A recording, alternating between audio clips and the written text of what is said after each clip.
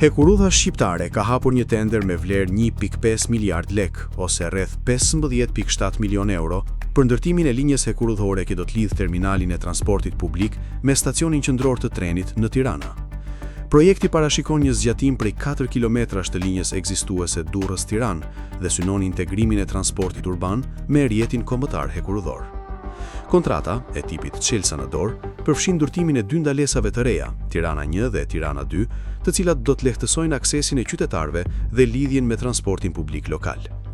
Një element i rëndësishëm i projektit është edhe përfundimi i urës mbi unazën e Tiranës me një gjatësi prej 71 metrash.